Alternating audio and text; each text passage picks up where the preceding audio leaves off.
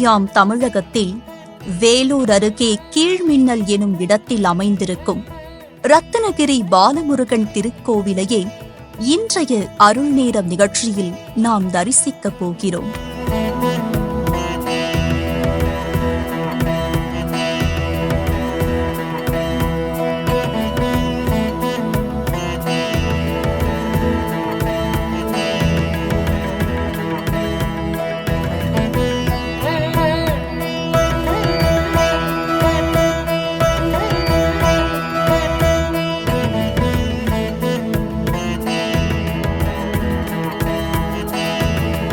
இத்திருத்தலத்தில் மூலவரின் திருப்பெயர் பாலமுருகன்.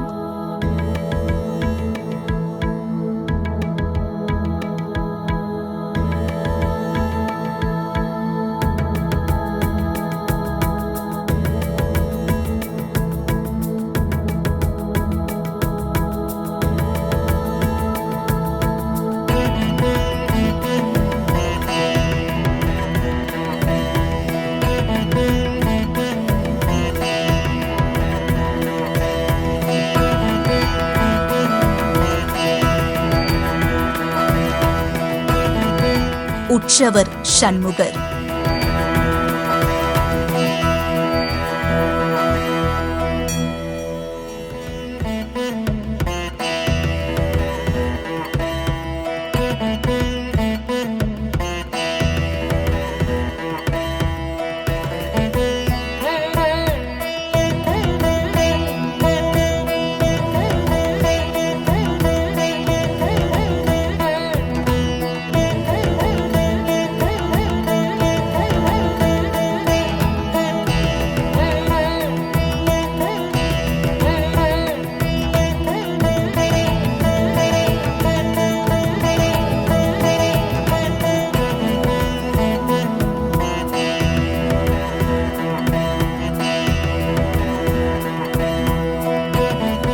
ஆறுமுகத் தெப்பம் என்பது இத்தலத்து தீர்த்தம். இது அறுகோண வடிவத்தில் அமைந்துள்ளது.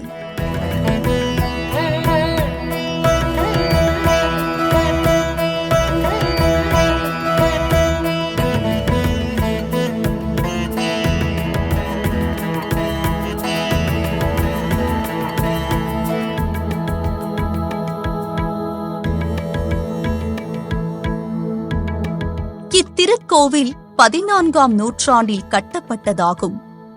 குன்றிருக்கும் இடமெல்லாம் குமரன் இருப்பான் என்பதற்கிணங்க இக்கோவிலிலும் அழகிய மலைக்குன்றின் மேல் அழகுற அமைந்துள்ளது. அருணகிரிநாதர் இத்தலத்து முருகப் பெருமானை ரத்தினகிரி வாழ் முருகனே, இளைய வாராமாறர் பெருமாளே என்றும், ஒப்பில்லாத மாமணி வித்தகர் எனவும் போற்றி பாடியிருக்கிறார்.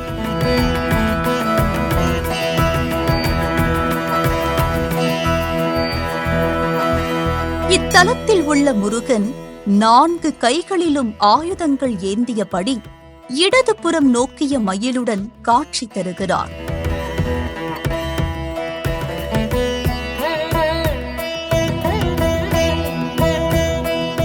இங்கு முருகன் பால வடிவில் இருப்பதால் கந்த சஷ்டியின் போது சூரசம்ஹாரமும் நடப்பதில்லை.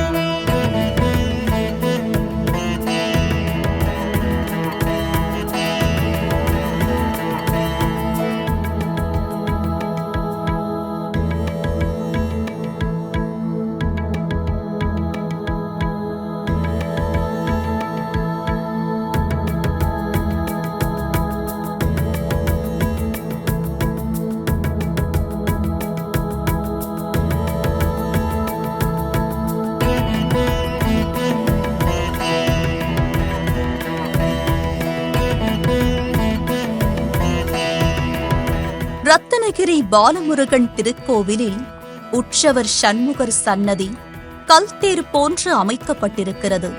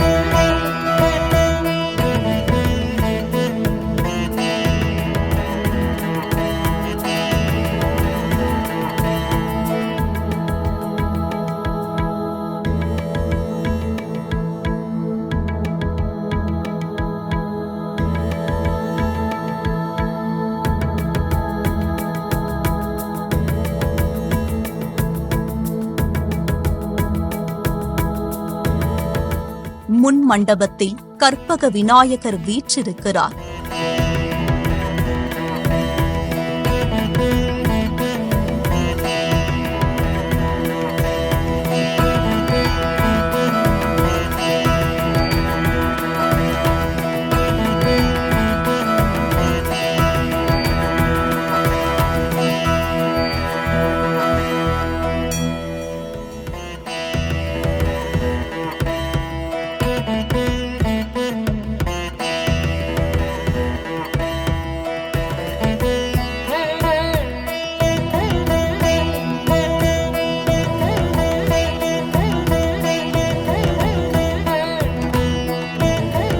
சுமார் 60 வருடங்களுக்கு முன்பு இக்கோவில் தற்போது இருப்பதைப் போல் அத்துணை பிரபலம் இல்லை.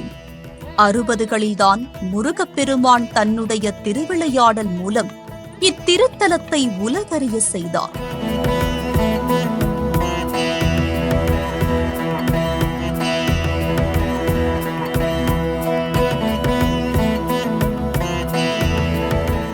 ஆயிரத்து 1968 ஆண்டில் அரசு பணியில் பணியாற்றிக் கொண்டிருந்த ஊழியர் ஒருவர் தன் வேலை முடிந்து வீடு திரும்பும் வழியில் பக்தி சிரத்தையுடன் படியேறி இத்தலத்து முருகனை தரிசிக்க சென்றார்.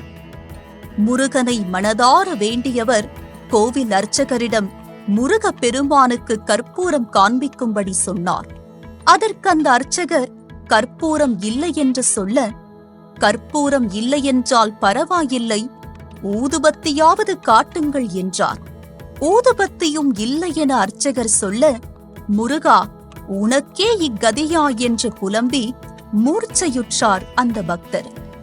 முருகப்பெருமான் திருவுள்ளம் கொண்டு அந்த பக்தரின் உள்ளத்துள் பிரசன்னமானார். அவரை ஆட்கொண்டார்.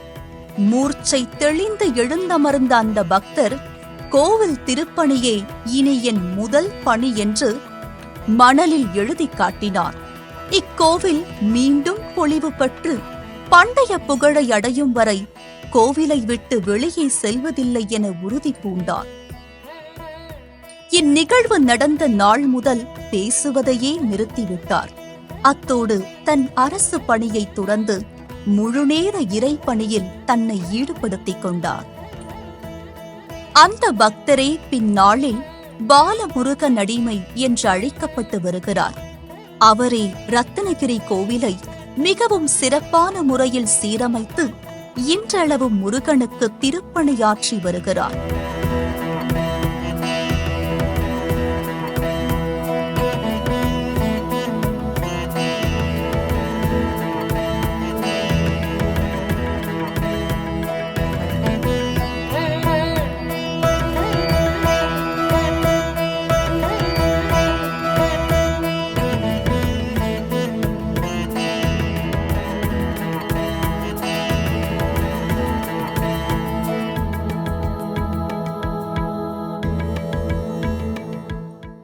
இத்தலத்தில் இரவில் அர்த்தஜாம பூஜையில் முருகப்பெருமானுக்கு பாலை நெய்வேத்தியமாக படைக்கின்றனர்.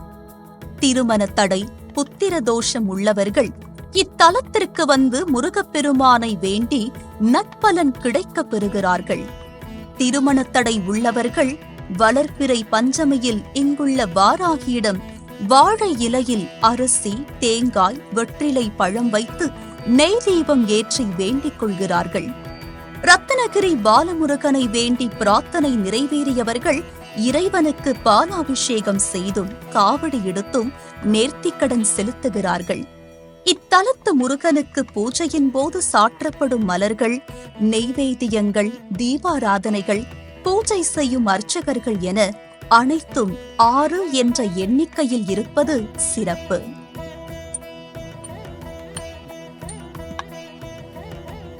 பொதுவாக சிவனுக்குதான் அன்னாபிஷேகம் செய்வார்கள். ஆனால் இங்கு முருகனுக்கு அன்னத்தால் அபிஷேகம் நடைபெறுகிறது. முருகன் சிவனின் புதல்வன் என்பதால் அவர் சிவ அம்சமாகிறார். இதன் அடிப்படையில் இங்கு முருகனுக்கு அன்னாபிஷேகம் செய்வதாக சொல்கின்றனர்.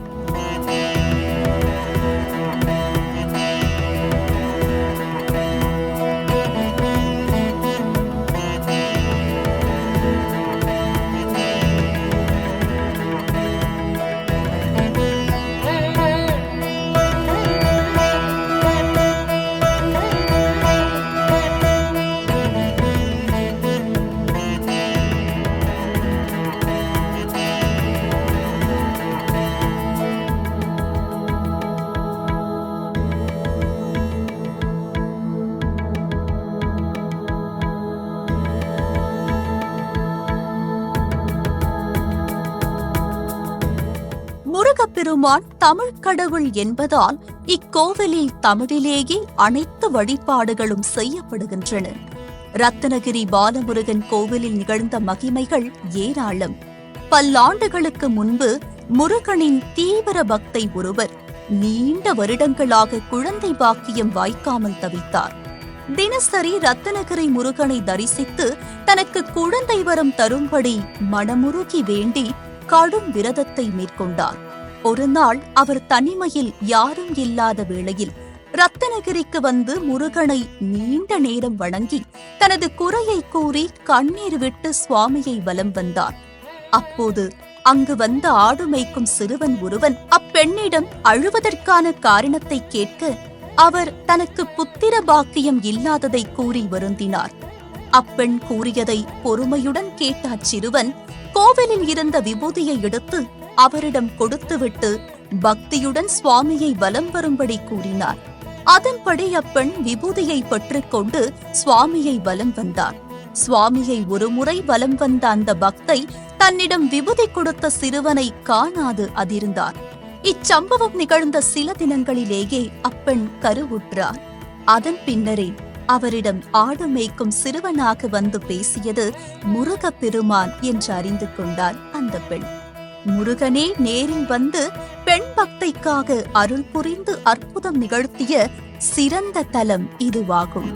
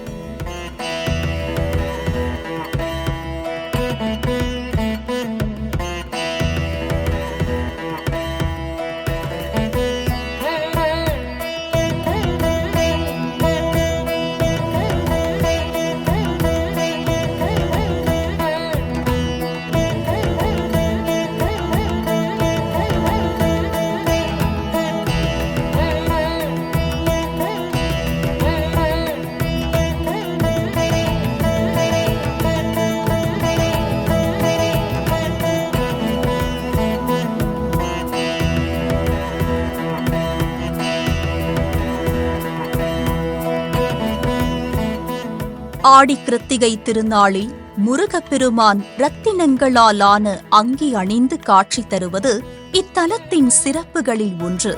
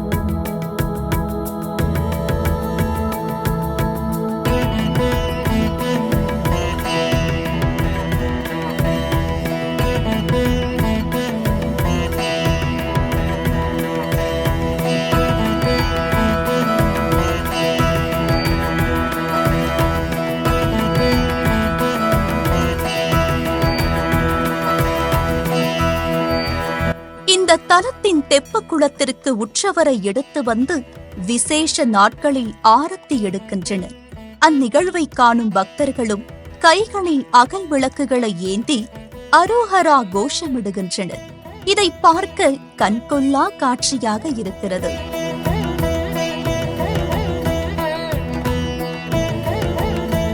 ரத்தினகிரி முருகன் திருக்கோவில் சென்னையில் இருந்து சென்றீர்களே ஆனால் ஆற்காட்டில் இருந்து வேலூர் செல்லும் சாலையில் 14 கிலோமீட்டர் தொலைவில் அமைந்துள்ளது. முருகன் என்றாலே அழகன் என்று பொருள்.